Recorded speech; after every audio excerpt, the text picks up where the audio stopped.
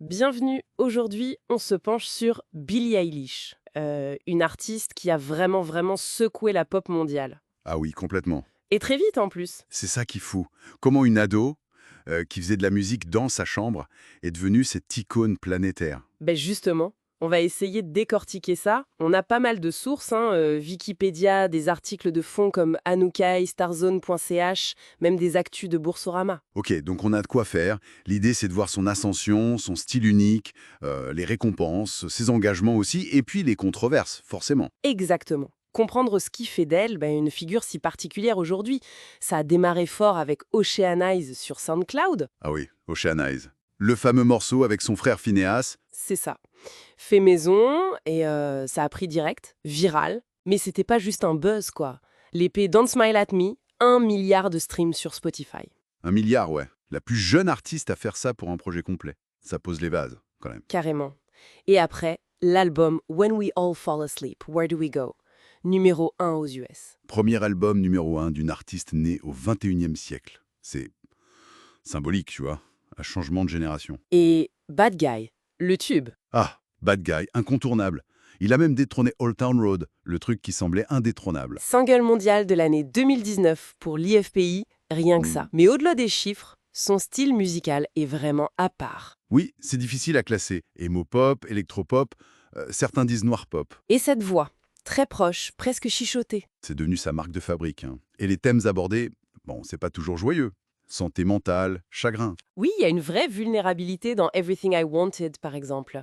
Elle cite des influences assez larges, non? Beatles, Green Day. Oui, Avril Lavigne, Justin Bieber aussi. Ce mélange plus la production de Phineas, ça donne ce son unique. Et cette authenticité, on la retrouve dans son look, cette prise de position. Tout à fait. L'icône de mode pour la Gen Z, mais en cassant les codes. Les vêtements larges, au début, Elle disait que c'était comme un mécanisme de défense. c'est ça, pour pas être jugé sur son corps.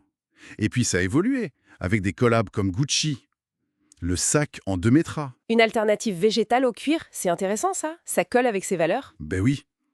Véganisme, durabilité, elle intègre ça même dans le luxe.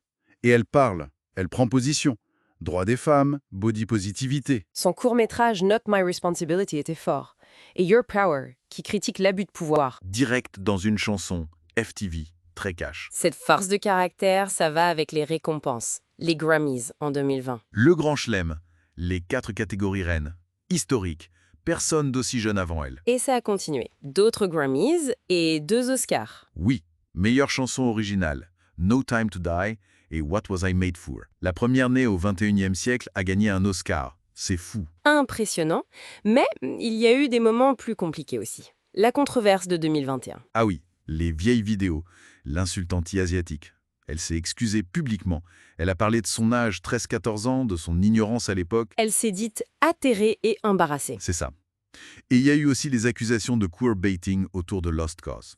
Ça montre la difficulté de grandir sous les projecteurs, quoi. Tout reste sur Internet. C'est clair.